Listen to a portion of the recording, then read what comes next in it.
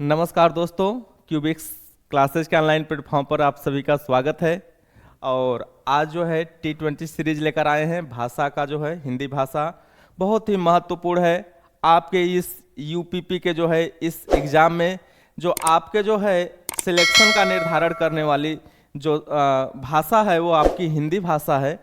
और इसके जो है क्वेश्चन आंसर हम लोग यहाँ पे जो है देख लेते हैं किस तरह से क्वेश्चन पूछे जाते हैं और आते हैं। वीडियो स्टार्ट करते हैं। पहला यहाँ पे क्वेश्चन है दोस्तों कि निम्नलिखित में से कौन सी बोलियां उत्तर प्रदेश में बोली जाती हैं। यहाँ पे दोस्तों क्या है, ब्रज। पहला ऑप्शन है ब्रज, ब्रज भाषा। दूसरा है कन्नौजी। तीसरा है अवधी और बघेली। तो यहाँ पर दोस्तों जो होता है उत्तर प्रदेश में जो भाषा बोली जाती है दोस्तों, यानी ब्रज भाषा, कन्नौजी, अवधी और बघेली, चारों भाषाएं दोस्तों जो है वह उत्तर प्रदेश में बोली जाती हैं। तो यहाँ पर ऑप्शन क्या होगा दोस्तों, उपयुक्त सभी होगा। नेक्स्ट क्वेश्चन की तरफ आगे बढ़ते हैं। नेक्स्ट क्वेश्चन है निम्नलिखित में से कौन सी बोलियां उत्तर प्रदेश में नहीं बोली जाती हैं। यहां पे दोस्तों ऑप्शन में दिया है मारवाड़ी, दूसरा है बुंदेली, तीसरा है अवधी और चौथा है मेवाती। यहां पे दोस्तों जो है ऑप्शन में जो है यहाँ पर है कि पहला, दूसरा, तीसरा, यानी अगर पहला, दूसरा, तीसरा तो कौन सी नहीं बोली जाती है। दूसरा ऑप्शन है यहाँ पे दूसरा, तीसरा, चौथा। सी ऑप्शन है पहला और तीसरा, और डी ऑप्शन है इनमें से कोई नहीं। तो दोस्तों यहाँ पे जो ऑप्शन सी है वो सही है, क्योंकि पहला और चौथा, मारवाड़ी और मेवाती जो है वो राजस्थान में बोली जाती है दोस्तों। तो इसलिए यह जो क्या होगा, यह उत्तर प्रदेश में नहीं बोली जाती हैं। नेक्स्ट क्वेश्चन की तरफ आगे बढ़ते हैं। नेक्स्ट क्वेश्चन है दोस्तों निम्नलिखित में से किस अपभ्रंश से असमिया भाषा की उत्पत्ति हुई है। किस अपभ्रंश से असमिया भाषा की उत्पत्ति हुई है। यहां पर ए ऑप्शन है मागधी अपभ्रंश, बी ऑप्शन है सौरसेनी अपभ्रंश, सी ऑप्शन है ब्राचड़ अपभ्रंश और डी ऑप्शन है पैचासी अपभ्रंश। तो दोस्तों जो असमिया भाषा है, क्योंकि असम जो होता है पूर्वोत्तर का क्षेत्र है, तो यहां पर जो होता है वह किस अपभ्रंश से उत्पन्न हुई है, मागधी अपभ्रंश से उत्पन्न हुई है। नेक्स्ट क्वेश्चन की तरफ आगे बढ़ते हैं दोस्तों। नेक्स्ट क्वेश्चन है पश्चिमी हिंदी का विकास किस अपभ्रंश से हुआ है। पश्चिमी हिंदी का विकास किस अपभ्रंश, यहां पे दोस्तों क्या पूछ रहा है, किस अपभ्रंश से हुआ है, क्योंकि हिंदी की जितनी भी उपभाषाएं हैं उनका विकास किसी न किसी अपभ्रंश से ही हुआ है। तो यहां पर दोस्तों पहला ऑप्शन है ब्राचड़ अपभ्रंश। यहां पे क्या होगा दोस्तों, ब्राचड़, ए ऑप्शन है ब्राचड़ अपभ्रंश। बी ऑप्शन है सौरसेनी अपभ्रंश, सी ऑप्शन है मागधी अपभ्रंश और डी ऑप्शन है पैचासी अपभ्रंश। तो यहां पर दोस्तों जो पश्चिमी हिंदी का विकास हुआ है वह सौरसेनी अपभ्रंश से हुआ है। सौरसेनी अपभ्रंश से दोस्तों पश्चिमी हिंदी का विकास हुआ है, जिसमें ब्रज भी है और जो बुंदेली है, कन्नौजी है, हरियाणवी है, खड़ी बोली है, इनका जो विकास हुआ है दोस्तों किससे हुआ है, सौरसेनी अपभ्रंश से हुआ है। ब्राचड़ से दोस्तों, ब्राचड़ भी अपभ्रंश है, इससे सिंधी भाषा का जो है विकास हुआ है। मागधी जो होता है दोस्तों, जो होता है इससे जो है क्या कहते हैं कि बिहारी जो हिंदियां हैं जो है वह मागधी अपभ्रंश से निकली हुई हैं। नेक्स्ट आपका पैचासी से जो होता है दोस्तों पंजाबी भाषा का जो है विकास हुआ है। नेक्स्ट क्वेश्चन की तरफ आगे बढ़ते हैं। नेक्स्ट क्वेश्चन है अधिकतर भारतीय भाषाओं का विकास किस लिपि से हुआ है? यानी यहां पर हमें क्या करना है, अधिकतर जो भारतीय भाषाएं हैं उनका विकास किस लिपि से हुआ है। पहला ऑप्शन है दोस्तों यहां पर ब्राह्मी लिपि, बी ऑप्शन है खरोष्ठी लिपि, सी ऑप्शन है कुटिल लिपि और डी ऑप्शन है शारदा लिपि। तो दोस्तों जितनी भी भारतीय भाषाएं हैं उनमें अधिकतर ये मानकर चलिए 90% जो भाषाओं का विकास जो है ब्राह्मी लिपि से हुआ है। 90% भाषाओं का जो विकास हुआ है वह ब्राह्मी लिपि से हुआ है। नेक्स्ट क्वेश्चन की तरफ आगे बढ़ते हैं दोस्तों। जो है हमारे चैनल को लाइक और सब्सक्राइब करिएगा और बहुत ही ध्यान से पढ़िएगा, क्योंकि बहुत ही महत्वपूर्ण यहाँ पे आपको क्वेश्चन दिए जा रहे हैं जो आपके सिलेक्शन के मार्ग को जो है वो पक्का कर देंगे।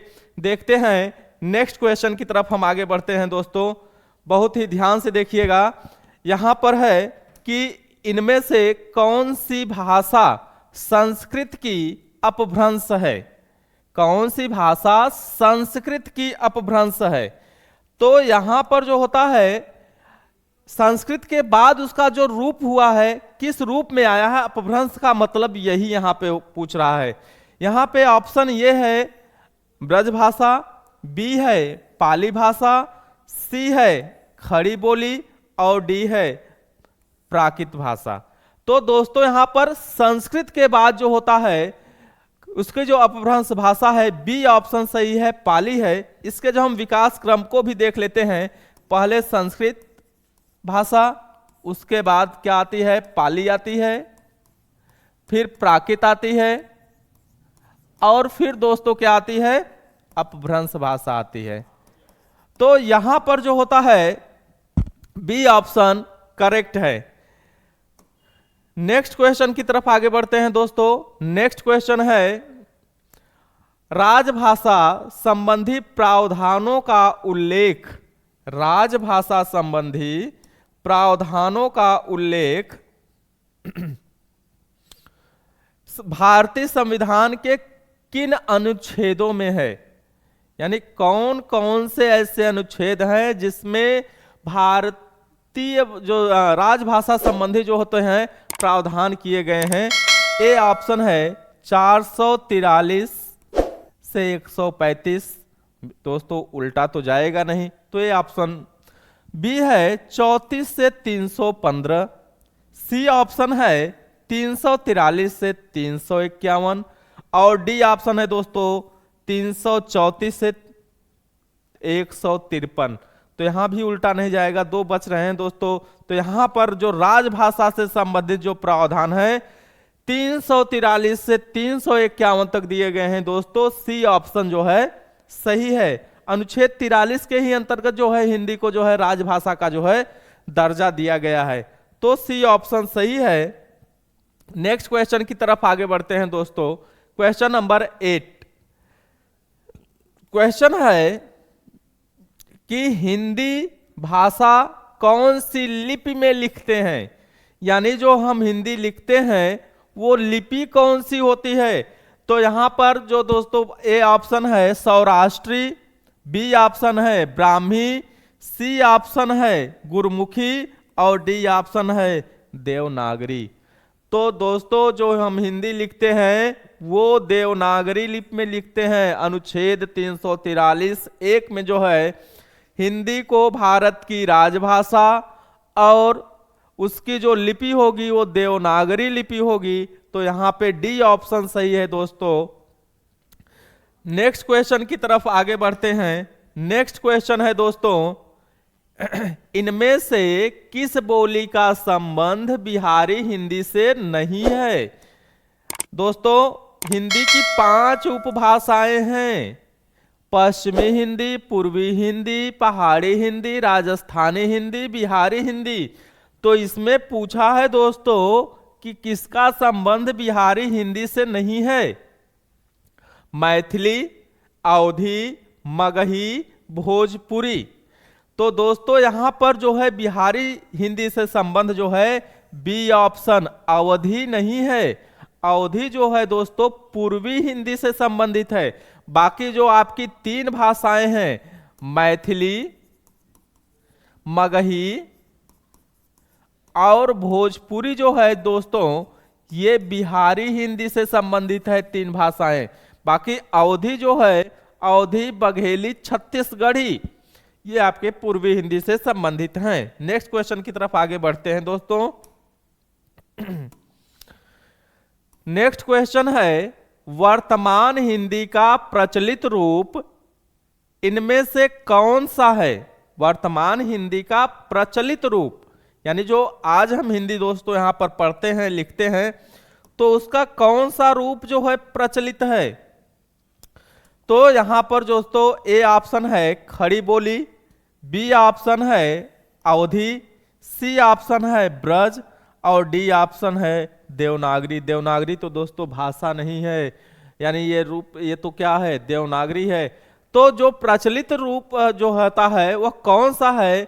ए ऑप्शन सही होगा, खड़ी बोली, जिसको हम मानक बोली भी कहते हैं, टंकड़ बोली भी, टंकड़ भाषा भी कहते हैं।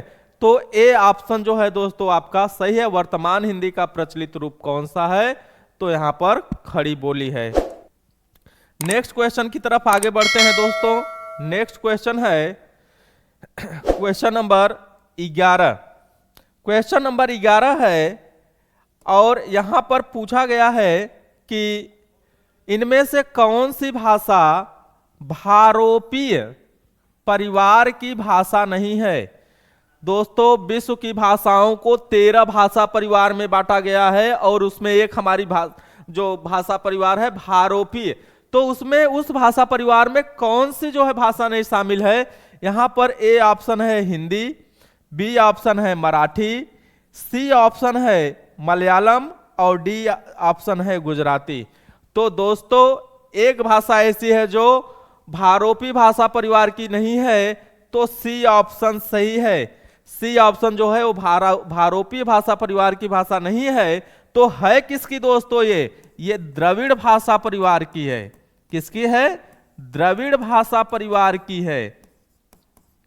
ये भी दोस्तों जानते चलेंगे, जो दक्षिण भारत की जो भाषाएं होती हैं, तेलुगु है, कन्नड़ है, तमिल है, मलयालम है, ये भारोपी परिवार से नहीं आई हैं दोस्तों। ये किससे आई हैं? द्रविड़ भाषा परिवार से ये भाषाएं निकली हैं।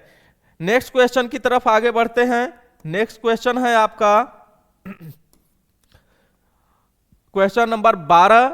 प्रथम राजभाषा आयोग के अध्यक्ष, प्रथम राजभाषा आयोग के अध्यक्ष इनमें से कौन थे? यानी पहला जब राजभाषा आयोग बना था तो उसके अध्यक्ष कौन थे? ए ऑप्शन है दोस्तों सुनीत कुमार चटर्जी, बी ऑप्शन है बी सुब्यो रोयान, सी ऑप्शन है जीबी पंत और डी ऑप्शन है बीजी खेर। तो दोस्तों जो पहला राजभाषा आयोग बना था उसके जो अध्यक्ष थे बीजी खेर थे। और प्रथम राजभाषा आयोग दोस्तों कब बना था? 1955 में बना था और इसके जो पहले अध्यक्ष थे वह बीजी खेर थे। तो दोस्तों यहां पर यह भी जानते चलेंगे राजभाषा आयोग कब बना था, तो 1955 में बना था राजभाषा आयोग। नेक्स्ट क्वेश्चन की तरफ आगे बढ़ते हैं। नेक्स्ट क्वेश्चन है इनमें से कौन सी बोली हिंदी भाषा के अंतर्गत नहीं आती है? यानी यहां पे एक ऐसी बोली इसमें दी गई है जो किसके अंतर्गत नहीं आती है दोस्तों? हिंदी भाषा के अंतर्गत नहीं आती है। तो यहां पर जो है ए है बंगारू, जिसको हम हरियाणवी भी कहते हैं दोस्तों, बी ऑप्शन है कन्नौजी, सी ऑप्शन है अवधी और डी ऑप्शन, यानी यहां पर डी होना चाहिए, 4 लिखा है, डी ऑप्शन है तेलुगु। तो यहां पर हिंदी के अंतर्गत कौन नहीं आती दोस्तों? डी ऑप्शन, तेलुगु जो भाषा होती है वह हिंदी के अंतर्गत नहीं आती है, क्योंकि वैसे भी मैंने अभी जस्ट बताया है कि तेलुगु, तमिल, मलयालम, कन्नड़, ये जो दक्षिण भारत की जो भाषाएं हैं वो द्रविड़ भाषा परिवार से आती हैं। नेक्स्ट क्वेश्चन को देखते हैं दोस्तों। नेक्स्ट क्वेश्चन है बहुत ही इजी क्वेश्चन है कि भाषा की सबसे छोटी इकाई को क्या कहा जाता है? ए ऑप्शन वर्ड, बी उच्चारण, सी पद, डी शब्द। तो भाषा की सबसे छोटी इकाई दोस्तों क्या होती है? वर्ण होती है। नेक्स्ट क्वेश्चन की तरफ आगे बढ़ते हैं। नेक्स्ट क्वेश्चन है दोस्तों क्वेश्चन नंबर 15। इनमें से पश्चिमी हिंदी की कौन सी, इसमें से पश्चिमी हिंदी की बोली कौन सी है? यानी ऐसी एक बोली है जो पश्चिमी हिंदी की है। तो दोस्तों यहां पर देखते हैं ऑप्शन में, ऑप्शन ए है गढ़वाली, बी है मालवी, सी है कन्नौजी और डी है मैथिली। तो यहां पर एक बोली जो है कौन सी है? पश्चिमी हिंदी की है। तो दोस्तों ये तो हम यहां पर देखते हैं जो सी ऑप्शन है कन्नौजी जो है वह जो होती है पश्चिमी हिंदी की है। ये जो है यहां पर ये भी देख लेते हैं गढ़वाली जो है वह पहाड़ी हिंदी की है। किसकी है दोस्तों? पहाड़ी हिंदी की है। मालवी जो है राजस्थानी हिंदी की है।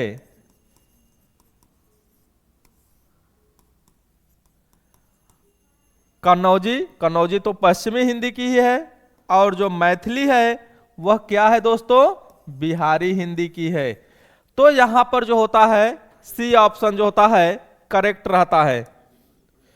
नेक्स्ट क्वेश्चन है दोस्तों पंजाबी भाषा का उद्भव किस अपभ्रंश से माना जाता है? यानी पंजाबी भाषा का उद्भव किस अपभ्रंश से? क्योंकि जो भारतीय भाषाएं हैं दोस्तों किसी न किसी अपभ्रंश से निकली हैं। तो पंजाबी भाषा किस अपभ्रंश से निकली है? ए ऑप्शन है पैचासी अपभ्रंश, बी है सौरसेनी अपभ्रंश, सी है अर्धमागधी अपभ्रंश और डी है ब्राह्मण अपभ्रंश। तो दोस्तों पंजाबी भाषा का जो विकास हुआ है वह पैचासी अपभ्रंश से हुआ है।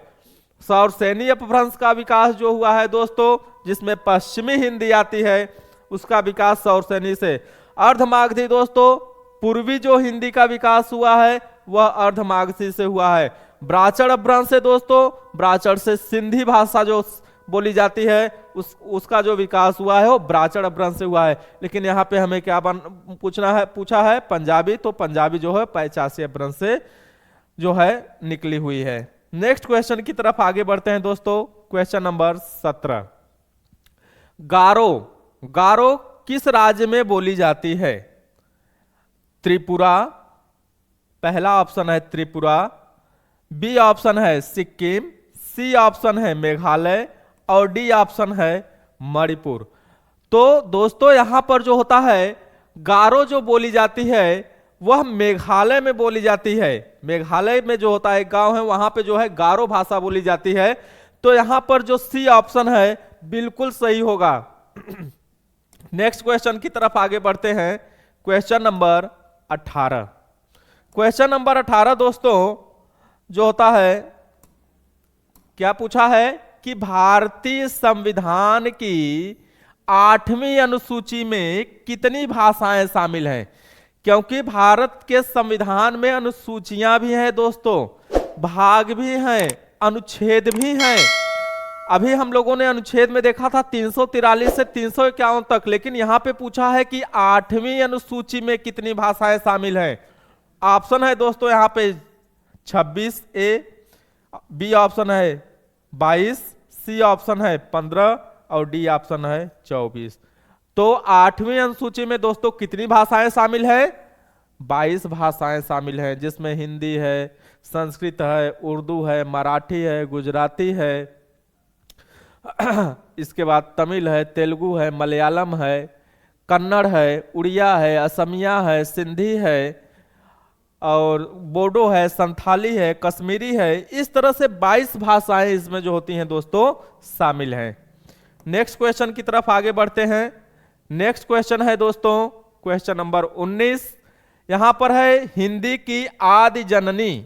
आदि का मतलब जो होता है दोस्तों यानी हिंदी की उत्पत्ति मूलतः किससे हुई है, इसकी जो आदि जननी यानी सबसे पहली जो जननी थी कौन थी? तो यहां पर दोस्तों ऑप्शन है यहां पे अपभ्रंश, बी है प्राकृत, सी है संस्कृत और डी है पाली। दोस्तों यहाँ पे अगर जननी पूछा होता तो ऑप्शन दूसरा होता, लेकिन यहाँ पूछा है आदि लगा दिया है। आदि का मतलब सबसे प्रारंभिक जननी कौन सी है, तो हिंदी की आदि जननी क्या है, संस्कृत है। सी ऑप्शन सही है। लेकिन दोस्तों अगर यही आदि हटा देता, अपभ्रंश की जननी पूछ दे, इनमें से हिंदी की जननी पूछ देता तो अपभ्रंश हो जाता। लेकिन यहाँ पे आदि लगा है दोस्तों, थोड़ा सा परिवर्तन कर दिया है आपको भ्रम करने के लिए। लेकिन यहाँ पर दोस्तों हम देखेंगे कि अगर आदि लिखा है तो दूसरा हो जाएगा, अगर केवल जननी लिखा है तो उसका ऑप्शन दूसरा होगा। बढ़ते हैं नेक्स्ट क्वेश्चन की तरफ। लास्ट क्वेश्चन है दोस्तों इस T20 सीरीज का, जो है हिंदी भाषा से जो है संबंधित। इनमें से जो है कौन सी बोली, इनमें से कौन सी बोली जो है पश्चिमी हिंदी की बोली नहीं है। इनमें से कौन सी बोली पश्चिमी हिंदी की बोली नहीं है। ए ऑप्शन है अवधी, बी ऑप्शन है बुंदेली, सी ऑप्शन है हरियाणवी और डी ऑप्शन है कौरवी। तो यहां पर दोस्तों जो पश्चिमी हिंदी की बोली नहीं है वह ए ऑप्शन सही है, क्योंकि यह किसकी बोली है, पूर्वी हिंदी की है दोस्तों, पूर्वी हिंदी की ये बोली है। बाकी जो तीन बोलियां हैं दोस्तों वो क्या हैं, पश्चिमी हिंदी की है। यहाँ पे कौरवी दोस्तों आपको भरमाने के लिए लिख दिया है, क्योंकि इसको खड़ी बोली भी कहते हैं। कौरवी बोली तो इसको राहुल सांकृत्यायन ने कह दिया था। राहुल सांकृत्यायन दोस्तों हिंदी के जो एक कवि थे सांकृत्यायन, उन्होंने ये जो है इसको जो है खड़ी बोली कह दिया था। ठीक है, ये भी क्वेश्चन पूछा जाता है कि खड़ी बोली को जो है कौरवी बोली किसने कहा, तो राहुल सांकृत्यायन ने किया। बहुत ही जो है इंपॉर्टेंट ये टॉपिक था दोस्तों। और जो है आप लोग हमारे चैनल को लाइक करिएगा, सब्सक्राइब करिएगा, और ऐसी ढेर सारी जो वीडियो आपके सिलेक्शन में जो काम आएगी दोस्तों, आपके सिलेक्शन के मार्ग को पक्का कर देंगी, ऐसे ही वीडियो हम हमेशा लेकर आते रहेंगे और आपके सिलेक्शन तक ये वीडियो बिल्कुल ही नहीं रुकेंगे। जय हिंद दोस्तों।